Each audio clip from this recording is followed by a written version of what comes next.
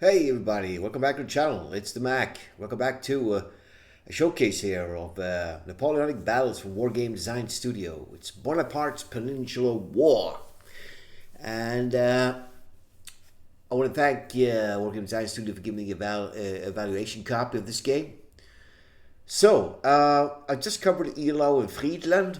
And the next couple of titles actually from the Napoleonic Battle series are it's going to be like sort of a mixed bag because many of them actually are portrayed are playing out during the same sort of time span. So it's very hard to actually make them exactly in a chronological order. But I'll make my own sort of before we get to the Russian invasion because that after that it's easier to put them in a chronological aspect. But this would probably because this title here, Bonaparte's Peninsular War, actually picks up in 1809 early. So, or is it earlier than that? I'm not sure. It could be 1808.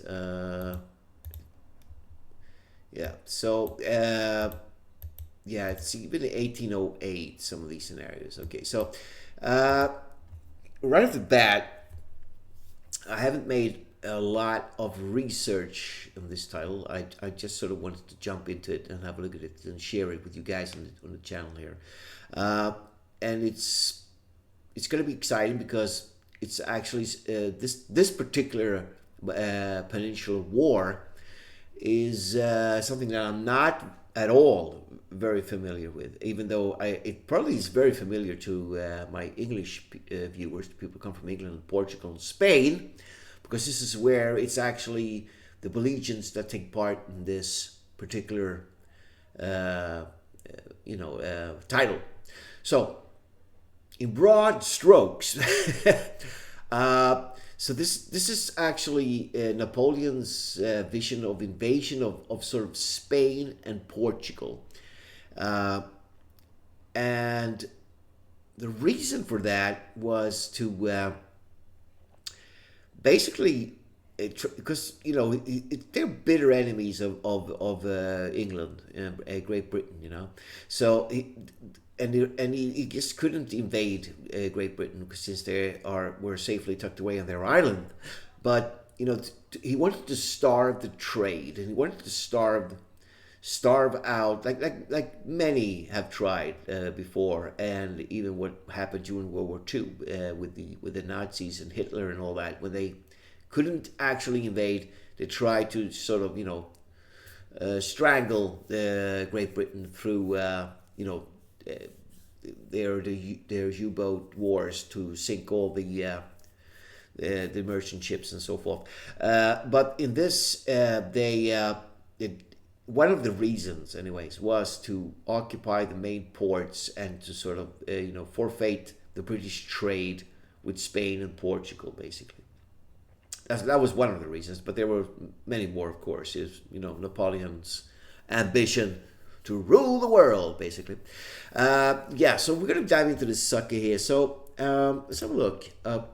Yeah, the almighty notes are pretty good in this because it gives you a really good historical background on what the hell's going on. I haven't actually read the whole thing, but I have sort of skimmed through some of it, and as I said in the beginning of this video, I want to sort of explore this title with my viewers and stuff. People are new to the Napoleonic battles, This is definitely not something for the scholars and the people who know this campaign by heart and are like, die-hard fans of all the campaigns and battles and stuff and know every single, musket bullet fired.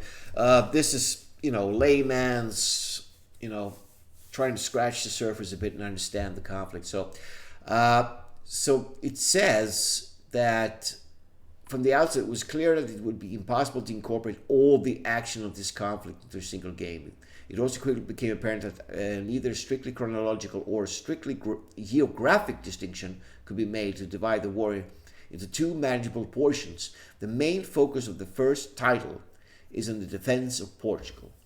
from the three successive French efforts to capture the country in 1807 to 08, 09, and 10 to 11, with the last of these campaigns leading on to the fighting of the strategically vital border fortresses of Caudo Rodrigo, Almeida, and Badajoz during 1811 and early 1812. So, in addition, this title also includes the battles fought in Spain in the immediate aftermath of the uprising of 1808, and the battles fought in the southwestern Spain during 09 and 10. The Spanish campaign of 08, however, which represents Napoleon's own personal intervention into Peninsula, is in order to crush the massed armies of Spanish insurgent juntas, as well as British and Sir John Moore, has been set by until the second title, the Bonaparte of this game. Title, it should be stressed, is not the emperor himself, but his brother Joseph, Supreme King of Spain. Yeah, so also something that's very different in this title compared to is that Napoleon was actually not part or present. It was left to his marshals to sort of conquest and win these battles. He was very occupied for his divorce, I think, and he was sort of remarrying another dame. So it was actually his marshals that was going to duke this one out. So it says here, Napoleon's interest in the Iberian Peninsula stemmed from the desire to close Europe's ports to British trade as part of the continental system. The campaign of 06 and 07 had secured this objective as far as Northern Europe was concerned, but Portugal remained outside of French orbit. Napoleon's initial plan called for cooperation with Spanish and campaign against Portugal, in which venture he was able to obtain the apparent cooperation of the power behind the Spanish throne, Manuel Godoy. So there's lots of stuff here. So I'm thinking we're not probably going to dive into a history lesson here because,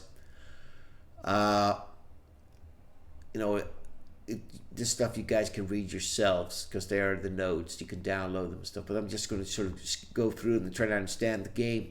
So the first battle. So let's just see here.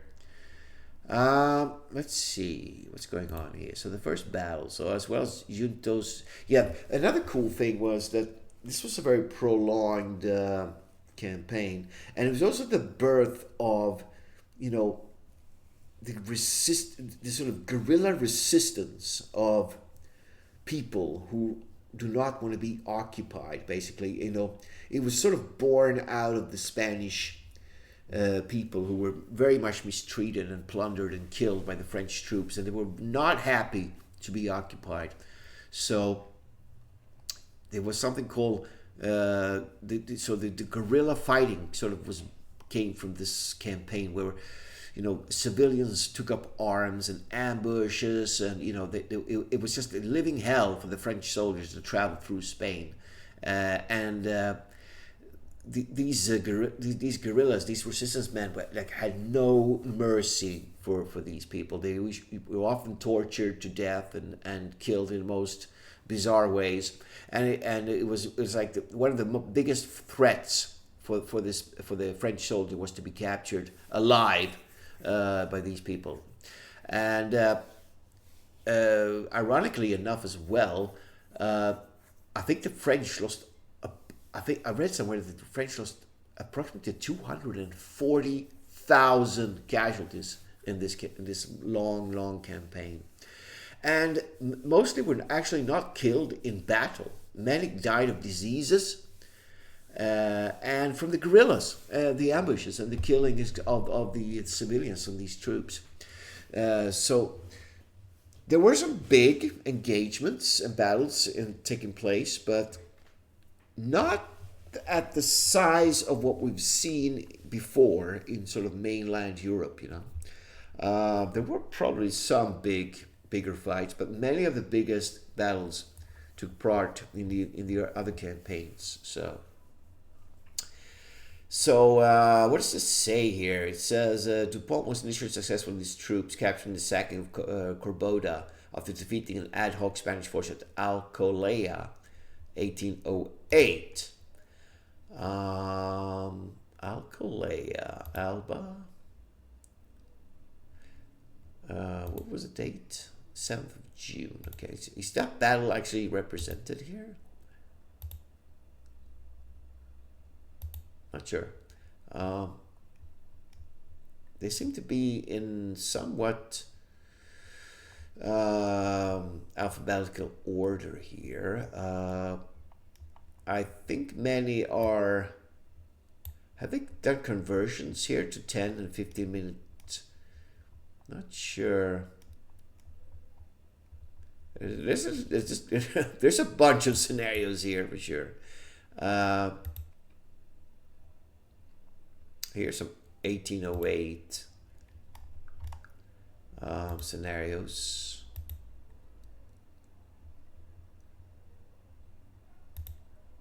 (1809). These are all 09. Yeah. Okay. 08 August. Okay, so maybe not. It could be in here. I'm not sure. The order of the battles is so we do get a hint of the year here. Actually, they do have that number. Here's something. Here we have 12th of June. Okay. Instead of attempting to defeat the bridge with his hastily raised militia against the more numerous French regulars, General Cuesta led his over-enthusiastic troops across the bridge against an advancing enemy. Okay, so this is not it. This is something else. But yeah, so here's something. No. All right. No. Yeah, so I'm not sure how they are represented, the battles. Here we have it. It's right in front of me. Oh, okay. Here we go. Yes, it's a lot of scenarios here. So different versions. Okay. So this would be one of the first engagements, then I guess, with his troops. However, the Spanish forces were rapidly assembling whilst the French remained strung out and laden down with plunder from Cordoba. Dupont began to retreat, but found his way blocked at Baila. Attacked from front and rear, he was compelled to order his corps surrender to the Spanish on the Casino of Reading. So the first battles, so they had the early battles, and then they had the second invasion of Portugal. Talks about that. And the Spanish campaigns of 09. So what's that about? This conquest apparently completed and worried about events in Central Europe, where Austria was beginning to bestir herself. Napoleon decided to leave what he considered to be mopping up operations in Peninsula to his brother and his marshals. Okay, so maybe he was part in the beginning there. On the face of it, the emperor's decision seemed justified, for the Spanish were dispersed, the capital again in French hands, and their allies apparently on the run. Okay, so having driven Soult from Portugal, yeah, so Soult and Wellesley and Wellington had some British landed forces in Portugal, and were apparently pretty badass troops. And they sort of helped and trained some of the Portuguese troops to become pretty good. And they really gave the French a bloody nose as well, but I think the French managed to sort of, they were closing in on Lisbon, but the British had made some really tough fortifications there, like fortified lines and stuff. So the French hadn't enough supplies and stuff to actually take on these defensive lines. So they were sort of stalled there, and of course they were running out of supplies and food and stuff, and so the British actually went to the counterattack and pushed them out, basically. So it was a pretty bloody fight going on there, many bloody battles and stuff. Then they had something about the third invasion. So by the end of 0809, Napoleon's position in Central was again secure following the defeat of the Austrians. This meant that Peninsula could again become focused on French attention, and for this time it seemed that the emperor would return to the theatre in person. Instead, however, he busied himself with divorce and remarriage. Okay, so that's what I was talking about before. Soult would have 1st, 4th, and 5th Corps as the Armée de Midi, tasked with holding down southern Spain and capturing Cadiz. A new Army du Nord was created out of garrison troops and 2 divisions of the Young Guard, tasked with holding the lines of communication with France and completing the subjugation of northern Spain. Okay, so more garrison troops would form small Armée de Centre, giving King Joseph a few troops around Madrid under his own command. Lastly, 2nd and Sixth Corps would be joined by the new Eighth Corps and a strong reserve of the cavalry from the Army de Portugal, commanded by Veteran Marshal Massena. Fresh from the battles against Austria, Massena was tasked with the defeat of Wellington's Anglo-Portuguese. Yeah, he was actually disgraced in this campaign. He didn't manage to do it, and he sort of basically lost that campaign and had to sort of go back, and he never ever regained the status of that marshal again, because he failed in his task basically. So here we have about the Wellington spent the winter of 09 reorganizing his own forces, ready for the invasion he knew was coming, and the Portuguese forces were now ready to take the field. Okay, so that's all about that. When Messina took command of the army, the Portuguese troops were dispersed. Yeah, so lots of good, and I like that they have all the battles sort of written out here. And then they also have some battles for the frontier fortresses. So what's this about? In an effort to relieve the pressure of the Massena and Portugal, Soult Armée de Midi began to move over to the offensive, mounting the campaign intended to take the fortress of Badajoz. Yeah, this place was pretty contested, still in Spanish hands, which served to control the entry to Portugal by the southern route, just as Caudad Rodrigo did for the northern route. Yeah, there were sort of two main routes into Portugal there. So it was tough fighting there. They had sieges and stuff. So the Army of Portugal to give force superior to Wellington's renewed siege operations. Okay, so yeah, I think Wellington also attacked one of these forces, and there was sort of a bloody battles going on there. They also have other actions, as well as the main campaign covered above. Other actions were taking place in parallel throughout the peninsula. Guerrilla warfare was being practiced with increasing sophistication, trying to down larger and larger numbers of French forces in counterinsurgency operations. Although much of Spain was under French control, the fact that enclaves of territory remained in Spanish hands enabled the armies based there to mount the divisionary operations that forced the French to concentrate their forces and thus gave the guerrillas free rein. Okay, so it's all about that. They also have scenario designer notes. So this guy's been working on the Renaissance as well. This is way back in time, like 20 years ago, but I like it. And they have order battles. So that's basically what comes with the game in scenario-wise. So it's quite a lot covered in this game. I wonder how many scenarios actually are in this game, but there seems to be a lot. They have it getting started.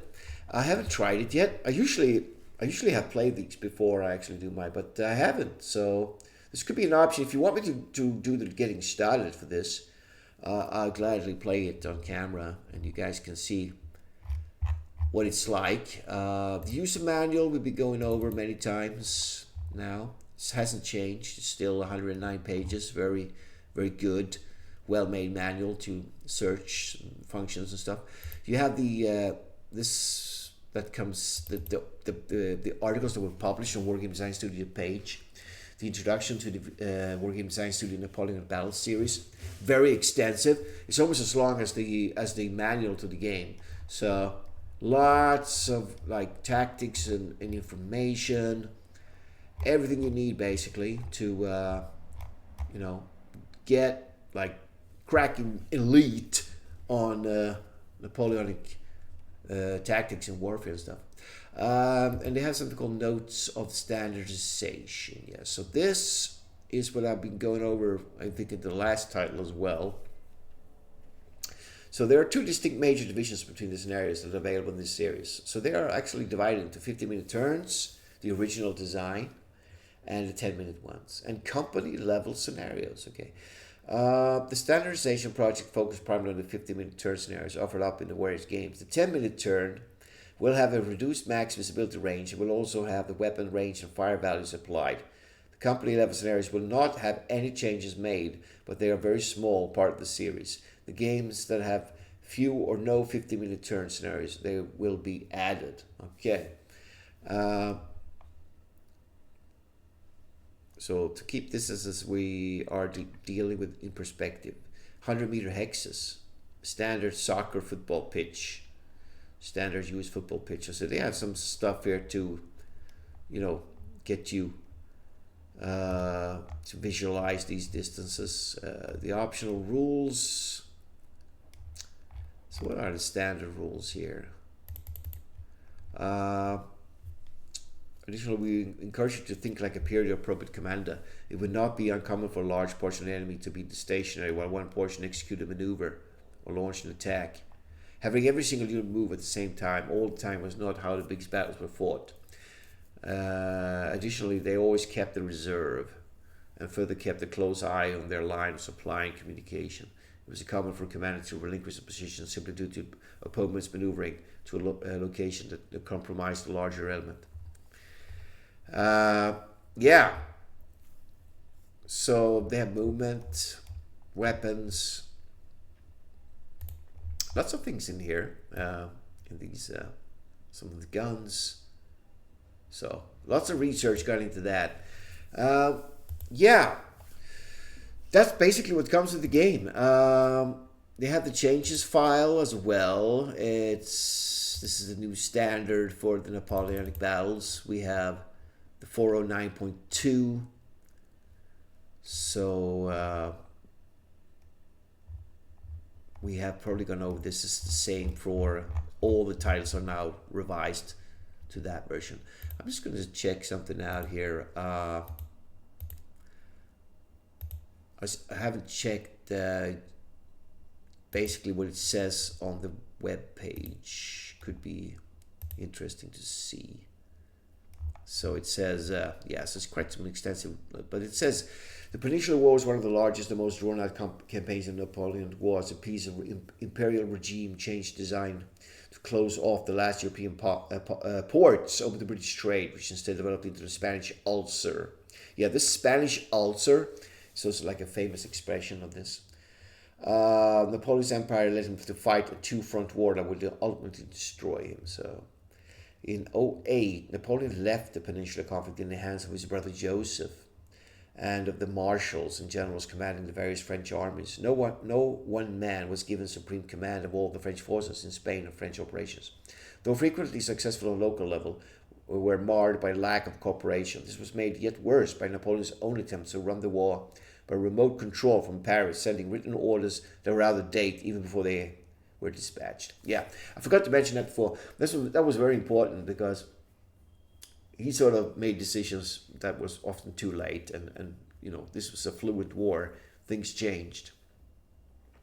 Though often defeated and similarly bereft of central control in the early years of the war, the Spanish leaders kept on putting fresh armies into the field while the civilian population refused to surrender and fought a bloody guerrilla war against the invaders. Yes, we already covered that. Bonaparte's Peninsular War will take you through battles and campaigns focused in and around Portugal, but also branch out in Spain for some of the early war actions. The battles of the Peninsular conflicts covered in the follow-up title, Wellington's Peninsular War. Yes, so there's going to be another title covering that. So there's 175 scenarios covering all sizes and situation. So that's pretty cool. There's 3 campaigns, 09, 10 in Portugal, as well as the series of battles leading up to including Vimero in 08. Okay, so there are the 3 campaigns that comes with the game. Can just open it up and show you guys. So we have the different campaigns here. These were the Portugal ones, and this was one leading up. So interesting stuff. Yeah, so I don't know. We'll definitely dive into this sucker. This is just an introductory video. I think I've covered most things basically. I mean, in broad strokes. But when I will choose a battle here to do a let's play, unless you guys want me to do to get started, you can just write in the comments. I want to read up upon it and have some more background information on what's going on, because most of this I have basically no clue. I have very little knowledge of this Peninsular War, actually, and what went down. So we'll have to have a look at that. Choose something sort of. But they have They have solo, so many are actually solo. Uh, so they have AI as well as a abbreviation to show you. So what to play. Looks like every scenario here is solo, which is cool. Wow, they're all been scripted. It's amazing. Look at this. Here's something. So this one doesn't actually say. These could be sort of head to head, but I guess every of these could be played head to head. But they're also scripted to for human versus AI there. But these many of these don't have any script. This could be different takes on these. Albuera 1. So we have an Albuera battle here. So these could be different takes, I guess. Hypothetical ones. So I wonder which one you could tell are the 10-minute turns. Yeah, there's a lot to go through here and understand. There is no a file in this for explaining the different. Maybe this. Oh, no, to explain the different abbreviations, like we saw in the Elau Friedland version. I've just sort of showcased. So lots of stuff here, man.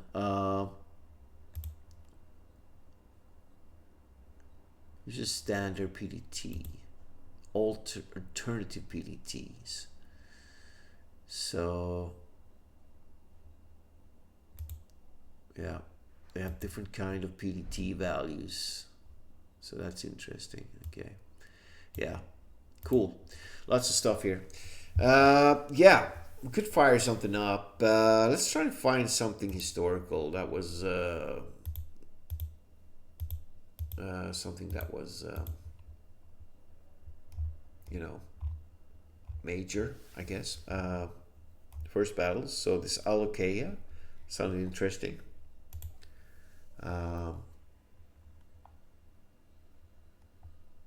Where I found that.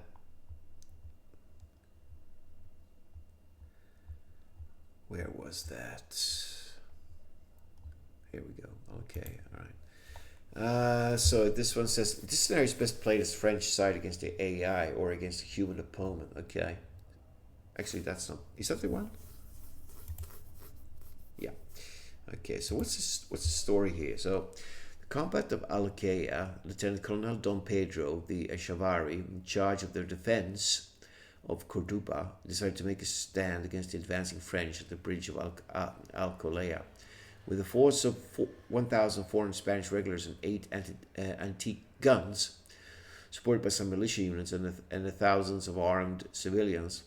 However, he made the mistake of deploying troops on both sides of the river. The French under Dupont softened up the defenders across the bridge before launching an assault. The weak Spanish flanking force, composed of cavalry and untrained citizens, deployed on the French side of the river, then attacked, but was swiftly dealt with and scattered by the French cavalry supported by the Marines. Wow, looks dangerous. It's best played as French, okay? Let's just open up with both sides and see what kind of forces we have here. Okay, it's a pretty small battle here. So, they got a couple of guns here. Quite a lot of guns. Got some skirmishers. Quality C's, I mean, they're not that bad. They are alright. We have quality F. These are must be the militia, I guess. These are regulars. These are actually quality B, those guys. But a lot of militia here. They have fanatical though. No bayonet. Okay, so the French are probably real badasses here. Actually, not. Legion de Reserve, quality D. So we have some. The artillery's good, but these reserve troops are not the toughest. Definitely not the toughest. This could be kind of an even fight. Here we have some dragoons. The 434. Wow. So what are the stacking here? 900 cavalry. That's a lot. Usually around 600. So cool. Yeah. So this will probably be an interesting fight. Let's see to pull this one off. Try to get over here. Because that's the only crossing point in the whole thing. So you have to fight your way through here. He's got some guard forces here as well. So you need to get your artillery up and start softening these up. So very interesting. Some cool battles here, I think. Balen? That seems to be another... here's Balen. Okay. So 4 and 5. Not sure what that means. You can play either the Allies in this or the French. Yeah, so they have FR is French and SP is Spanish. So it's pretty cool that they, you can tell.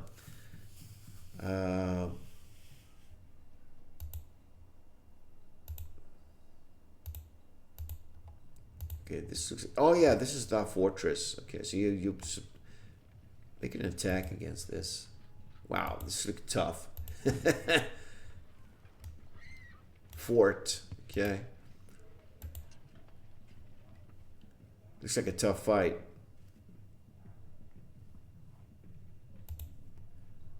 Yeah. Cool. This would be an interesting title to play in Spain.